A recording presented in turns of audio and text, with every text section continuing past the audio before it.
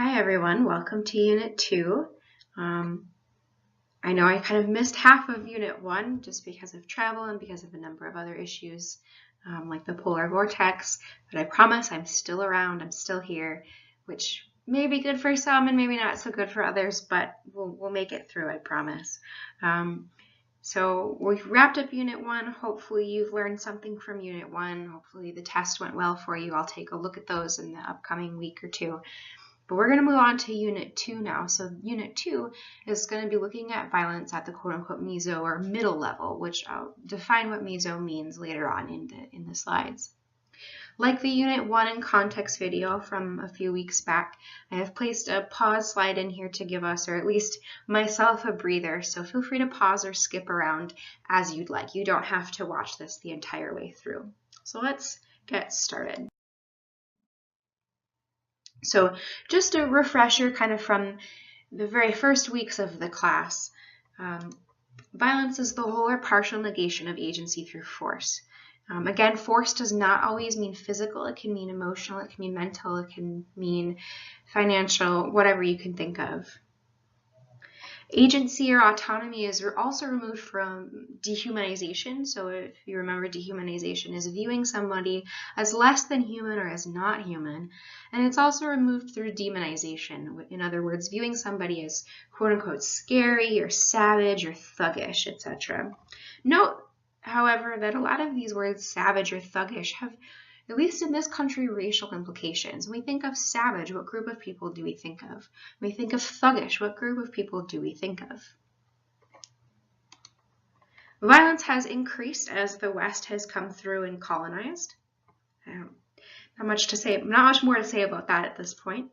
And violence is about power as well. Remember that those who have power want to keep it, and those who don't have power want to obtain it. Violence may be viewed as an acceptable way of obtaining or maintaining power, depending on how you look at it. Violence sets up a dichotomy, so that dichotomy might be us versus them. Now, thinking back to the Unit 1 context video and talking about this throughout the semester so far, remember who is commonly in each group in this country, and keep that in your thoughts as we continue. And remember also that our perception of violence is context dependent. So we perceive violence as justified or quote unquote appropriate based on who is committing it and what it is being used for. So this overlaps with that us versus them dichotomy. So if the us group is committing the violence, it's okay. We're doing it for justified reasons. If the them group is committing the violence, it's not okay. And that's where we get those labels of savage, thuggish, etc. So how does this work at the quote-unquote meso or middle level? Well, let's define that level first, because it might be unfamiliar to a number of you, excuse me.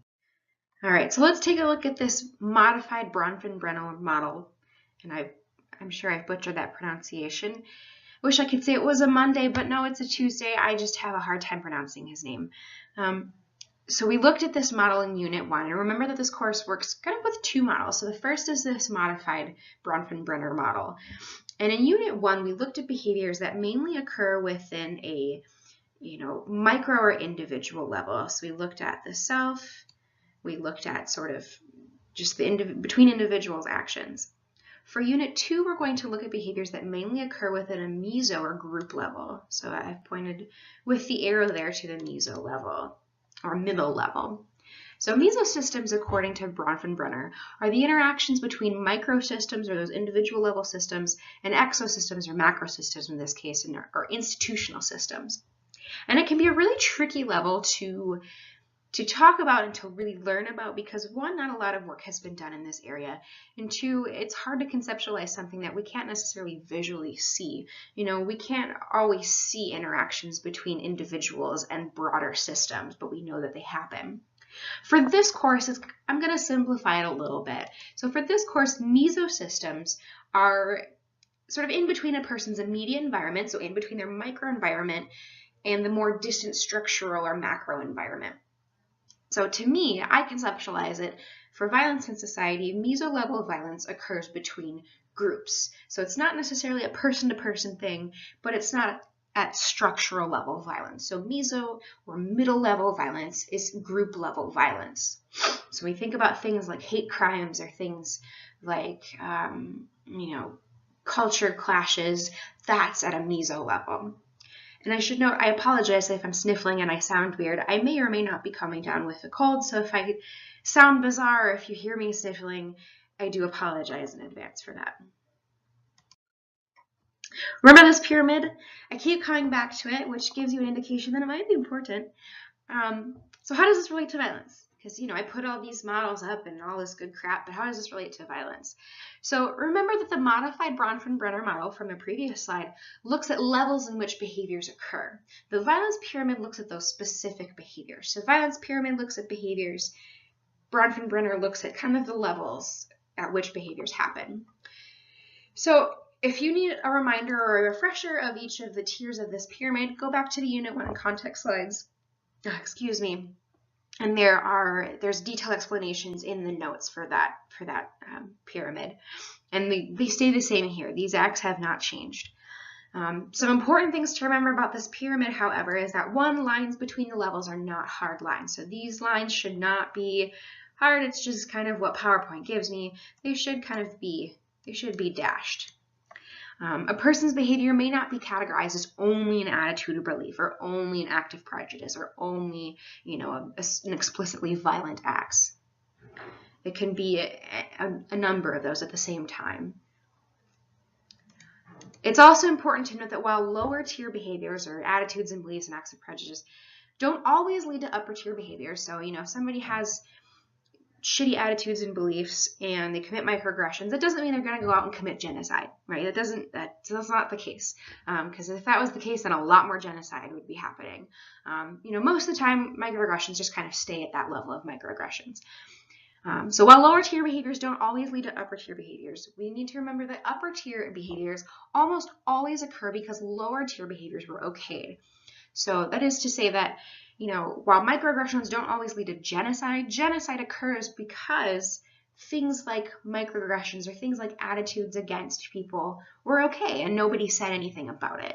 And they were just kind of led to believe that they were normal or okay or justified and they were allowed to continue. So in Unit 2, we're going to kind of look at some of these middle tiers. So we've kind of moved past attitudes and beliefs at this point.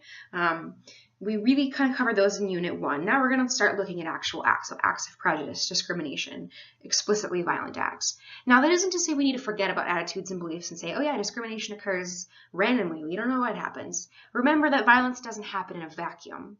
So just because we've covered attitudes and beliefs doesn't mean we're going to forget about it. It just means that we've kind of laid a foundation and now we're going to build on top of it. So keep thinking about how attitudes and beliefs might lead to acts of prejudice or discrimination or more explicitly violent acts later on as we kind of cover these in this unit.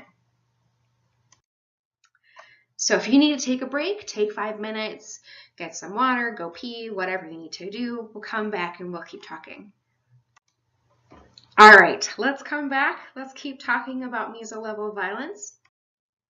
So you might be asking, why do we need to talk about group level violence? Aren't we an egalitarian society? Aren't we all equal and we're all human and love is love and whatever else people say? Why do we need to talk about violence between groups? I don't know if you've heard of the term colorblind, and I know, I can't see you, so I don't know if you're agreeing with me, but many people are purported to be colorblind, and you might have heard this term before. They quote unquote don't see color. They're like, I don't see color, I just see people. We're all equal, we're all the same on the inside, yada, yada, yada. Clearly, I don't agree with this viewpoint, and I'm not shy about making my views known. We can apply this ideology to other groups as well. So we see a lot of people who are like, I don't care what sexuality you are. Love is love. I don't care that you have a disability because you're inspirational or whatever else the case may be. So while the idea of living in this quote-unquote blind society is a possibly pleasant one, nobody sees race, nobody sees sexuality, nobody sees ability status. We're all just kind of living our utopian lives somewhere. A lot of people argue that, and myself included, that this sort of color blindness or other blindness is used to argue that race or gender or sexuality or ability status or whatever other characteristics may be don't really matter. Okay, yeah, I don't see color, which means I don't really care about your blackness or your disability or your sexuality. And they're not saying it in a way to say, I don't care about you as a human being. It's just to these people who are colorblind or ability blind or other sorts of blind, it's that they're not acknowledging the struggles and some of the hardships that come with being Black or being disabled or being gay or being some other sort of characteristic. So again, it might be a pleasant idea, but a lot of people argue that it's used to argue that, race and ability status and sexuality and these other things don't really matter, with the consequence then that these issues are ignored. So we're in a colorblind society. Race doesn't matter, so I don't care that, Black boys are being shot by police because we're colorblind. So an example, and I put this in the notes, and it's becoming less and less relevant, unfortunately, as time goes on, but with the election of Barack Obama, many people believe that we entered this, post-racial society. So we've achieved the end-all be-all. Racism does no longer exist because a Black man held the highest office in the United States. And many believe that, race doesn't matter now, and people of all races are now equal because a Black man became president. So people of color should no longer bring attention to issues in their communities. And I'm using a lot of examples around people of color because that's what we talk about in the United States. We talk about race more so than we do other forms of quote-unquote blindness. Not to say that those are, less important. I think they're just less prevalent. So are we an egalitarian society? I don't think so. I think color blindness is bunk, and we do need to pay attention. So that's why we're talking about group violence, because group violence really looks at a lot of this racism, sexism, etc. on a wider level than just individual interactions. So let's look at some criminology behind this, because I'm not just coming at you with all this, color blindness is bullshit stuff. Apparently I cuss a lot in this video, without having some criminological theory to back up this idea of groups. So you may recognize this man on the right. His name is Karl Marx. He was kind of an advocate for things like socialism and communism, thought capitalism was a pile of hooey, thought a lot of different things. And you may or may not agree with what he says, but it is important to think about when we think about conflict, especially between groups. So again, there are a number of theories, and if you've been in my theory class, I apologize, you've probably heard of these before, but consider this a nice refresher. So one of these theories that lends itself really well to examining mesosystem or middle system violence is social learning theory. And this was initially developed in sociology, like a lot of criminological theories were, and later applied to criminology by a couple of researchers named Akers and Burgess. And in this theory, essentially it says that criminal behavior is learned in social situations through direct and indirect reinforcement, so verbal reinforcement, nonverbal reinforcement, what have you, as well as by observation, particularly if the group norms are criminogenic. And so what I mean by group norms is that when you think of norms, you think of things that people agree upon. So like a norm for our class might be that people, when I'm talking, you guys aren't talking because I'm the one who's trying to give you information. And when other people are talking, everybody else stays quiet. That's a norm. It's not illegal to talk out of turn. That's what makes it different from a law. It's not illegal if you talk while I'm talking. It's just viewed as rude, disrespectful. So that's what I mean by norms. So if group norms are criminogenic, that means they're conducive to criminal activity. So they condone criminal activity. They're okay with it. So if group norms are criminogenic, if they're conducive to crime, if they're okay with crime, that means that people are more likely to learn those sorts of criminal behaviors than if they were to hang out with groups who did not partake in criminal activities. That's essentially what that is. We learn our behavior from other people. And if those other people are doing crime, then we're more likely to learn those crimes than we would if we were to hang out with people who weren't committing crimes. Some more theories, and there's kind of a lot of them. I'm not going to explain a lot of these in depth because they're not super relevant to things moving forward, but I think it's important to know about them. So let's consider some different perspectives. So before we get to Marxist and feminist and critical criminologies, I want to talk about consensus versus conflict models. And I know I use the term model a lot, but essentially conflict theories are set up as a direct sort of counterpoint to consensus theories. And so what this means is that in consensus theories, there's this, in a consensus model, in a consensus kind of society, there's an agreement on core norms and values, and that holds society together. So for instance, if people, agreed that the consensus way of living is how we're currently doing, we are held together because we have agreed on a number of laws. We don't kill people, we don't rob stores, we don't commit fraud, yada yada yada. And that's why we're held together, because we've agreed on these core norms or values, some of which may become laws and some of which are just norms. Some norms that might not be laws but that we agree on are: we don't face backward in an elevator. Try it sometime and you'll get some weird looks. We use shampoo before conditioner. That might be science-based, but people don't generally use conditioner before shampoo, or they don't skip shampoo. On the other hand, conflict theories, which is what I really wanted to talk about, say that different groups are held together by opposing norms and interests and efforts. So you might have a group of people who believe that, smoking marijuana, for example, is absolutely awful, and it's a gateway drug, and it leads to crack cocaine, and it leads to heroin usage, and it fries your brains, and you get addicted, and whatever else. And then you have another group who believes, marijuana is fine. It's used to treat all kinds of diseases. It's not a gateway drug. You can't get addicted. Essentially, they're very different interests. And so when you put those groups together, you get conflict because they have different views, and they may or may not be willing to change those views. So crime, then, including violent crimes, are a result of those clashing group norms or interests or desires. So I ask you this, and take a moment, if you'd like, and pause and think about, are there any group norms that you feel would clash when placed with another group set of norms in this country? And they don't have to be related to specifically criminal things. They could be related to, like flat earthers versus sane people. Can you think of examples of clashing group norms? Take a minute and think about it. So we're not going to spend a lot of time looking at Marxist, feminist, and critical criminologies in this class. It is worth taking the time to kind of look at them on your own. And in the notes in the slides, I've provided a number of links. You're welcome to take a look at any of them and just kind of look at what these theories are.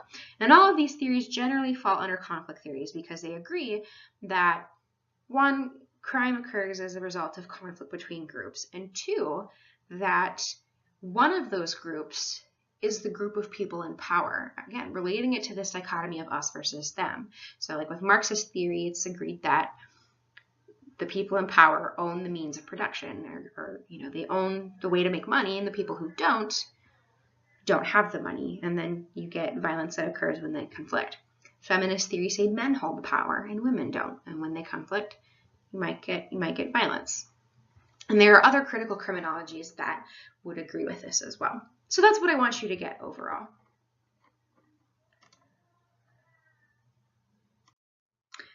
There's this nice quote, and it can be a little bit confusing, so I'm going to try to break it down. But essentially, the probability that persons will engage in criminal and deviant behavior is increased, and the probability of their conforming to the norm is decreased when they differentially associate with others who commit criminal behavior and espouse definitions favorable to it, are relatively more exposed in person or symbolically to salient criminal or deviant models, define it as desirable or justified in a situation discriminative for the behavior, and have received in the past and anticipate in the current or future situation relatively greater reward than punishment for the behavior.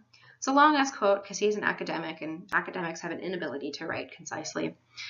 Essentially, people are going to engage in criminal behavior when they hang out with other people who engage in criminal behavior and when they see that there's no consequences for that behavior. So if you're hanging out with people who, like when you think about like your mom saying like, don't hang out with the troubled kids because they're going to get you into trouble. Well, if you hang out with those troubled kids and you realize like they're living a pretty good life and they're not really getting into that much trouble, you're going to start doing the same stuff according to this theory. So that's where you see different groups come in. So when you have groups of people who believe one set of things, that, hey, I'm going to do this thing whether or not it's viewed as criminal, and you have another group of people who say, hey, that thing is wrong, and I'm going to tell you why, and they come together, bang, you can get violence. That's the point I'm hopefully getting at, and I'm hoping that you understand. This video provides a good overview of intergroup conflict from another perspective. I'm not going to click on it here because you guys have the ability to click on YouTube links on your own, so you're welcome to take a look at this later. This video can also be found within the course YouTube playlist, which I've been slowly adding videos to, so feel free to take a look at it on your own time. So, a brief sort of recap. This unit, we're going to be taking a look at violence that occurs at a meso or middle level. Violence at this level occurs between groups, particularly those with differing interests or norms. And a lot of critical or conflict theorists agree that one of those groups generally has power and one of those groups generally does not. And there may be more than two groups, but most of the time we see it as two groups, or at least one group in power versus a number of groups without power. Some of these groups may be cultural in nature, some might be religious in nature, some might be racial or ethnic in nature, and some might just have other sorts of norms that blend them together. And we'll talk about those more throughout this unit. So thinking back to this violence pyramid, violent behaviors that we see at a meso or middle level are often mid-tier, so acts of prejudice, discrimination, and more explicitly violent acts, which suggests that these behaviors are relatively common, but perhaps not as common as micro-level behaviors. So we're moving up in the pyramid and moving out in the Bronfenbrenner model. So some more specifics. Next week, we're going to take a look at gangs and organized crime. I really like this week because we'll talk a lot about Chicago in particular, because Chicago, has a lot of gang and organized crime history, and it's really fascinating. So I really hope you are able to attend this week to talk about this. I think it's cool, particularly because I'm not from Chicago, so I learned a lot when I first taught this course about this. The following week, we're going to take a look at some other forms of intergroup violence in general. We may look at things like hate crimes. We may look at things like immigration and the border wall and kind of how that relates to group conflict. We may take a look at religion in this country, which I know is kind of a taboo topic, but I hope by now you know I'm not shy about doing that, about talking about those things. So we may talk about any or all of these things. We might talk about something else entirely. You'll have to show up to class and find out. So this is what we're going to cover in this unit. It's a pretty interesting unit. I like the micro level, but I think the meso and macro levels are where things really get interesting for me. So I hope that you're interested as well. So if you have questions, please feel free to email me. I will be in my office this week. I will say that tomorrow I will be in the department, but I may not be in my office. We are currently searching for new professors to add to our department, and so they've asked the graduate students to come and kind of see these professors around. So I'll be around, but I may not be in my office, but I'll still be here. Note that the virtual class activity 2 will be released on Blackboard at 12:30 p.m. on Thursday. If you accidentally saw it today, I'm sorry, it shouldn't have been visible. Don't worry about it until Thursday. I hid it again. And you'll have until 12:30 p.m. on Friday to complete it. It'll be very similar to the first virtual class activity. So if you remember that, it'll be either identical or very similar. Remember too that next week we will meet in person, and I'll actually be there this time. So bring your thinking caps. We're going to talk about gangs. We're going to talk about organized crime. We'll talk about the mobsters. It'll be a great time. So stay warm or cold or wet or dry, or I don't know, the weather's weird. And I will see you all next week.